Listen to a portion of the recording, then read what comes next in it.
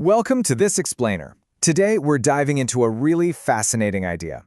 What if the ancient Israelite temple wasn't just a building, but was actually a symbolic roadmap? A map pointing directly to one specific person.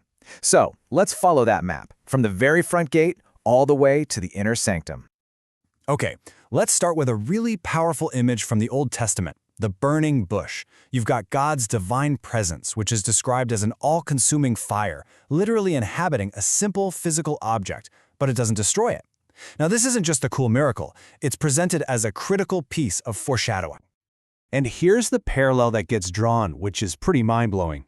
The burning bush is seen as a perfect picture of the incarnation.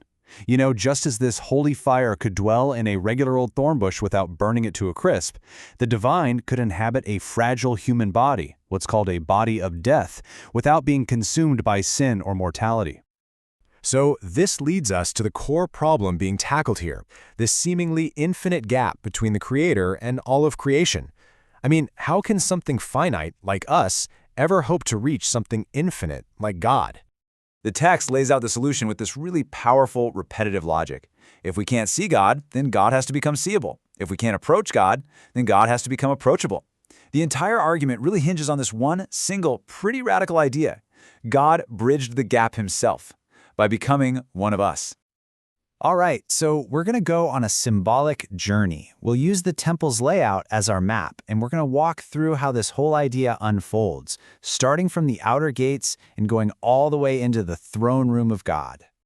You see, the Old Testament temple wasn't just a building for people to go worship in. It was a physical model, kind of like a three-dimensional blueprint for the path into God's presence. Every single area, every piece of furniture, it all had a really deep symbolic meaning. So here's the crucial claim. Jesus isn't just a guide on this path. He doesn't just show us the way to the temple. He is the way. He actually embodies every single step of this sacred journey. Our journey starts right here, in the outer courtyard. This was the first area, the most accessible place for the people. And before anyone could go any further, two essential things had to happen. First, a sacrifice had to be made on the altar. This was to acknowledge that a price had to be paid for sin. And second, there was a ritual cleansing at this big bronze basin, the laver. This symbolized the purity you needed to serve and approach God. So forgiveness and purification, they were the non-negotiable tickets to get in. Think of that altar as symbolizing a debt that required constant, repeated payments through all those animal sacrifices. But the source draws this incredibly sharp contrast, claiming that Jesus' death was the one-time final payment, the one that settled the debt forever. It wasn't a recurring ritual, but a single act that was eternally enough. And that brings us to the second item, the laver. The physical act of washing was always pointing toward a much deeper, promised reality.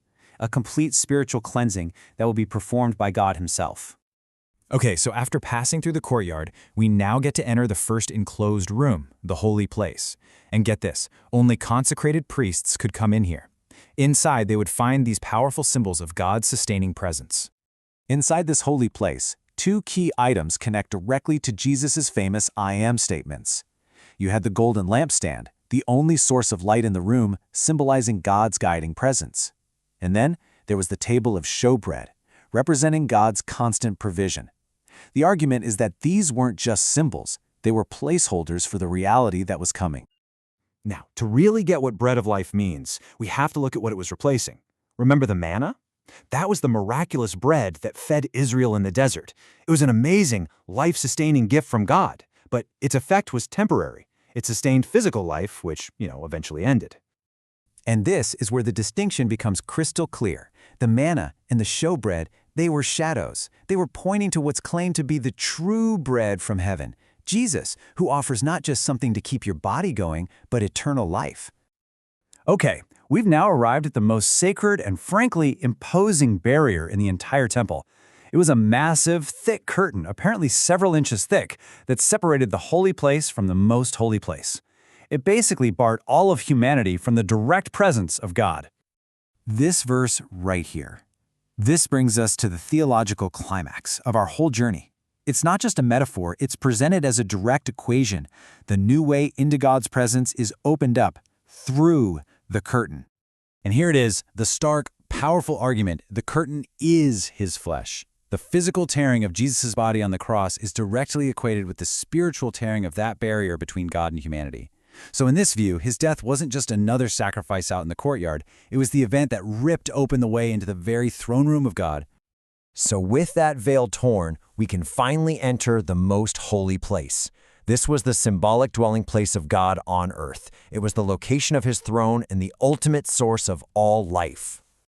This is where our entire journey comes full circle. See, Jesus isn't just the sacrifice at the altar, or the cleansing at the laver, or the light of the lampstand, the bread on the table, or even the torn veil. He is the destination itself. He's the true temple, the king on the throne, the very presence of God we were seeking the whole time.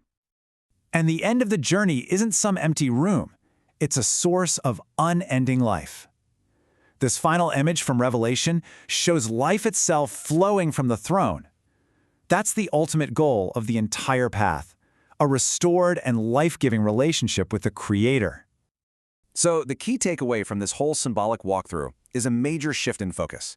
It's an argument that the entire complex system, the buildings, the rituals, the priesthood of the Old Testament, was really just one elaborate, divinely inspired object lesson, pointing forward to one person. And this journey through the temple's symbols leaves us with a pretty profound and very personal question to think about.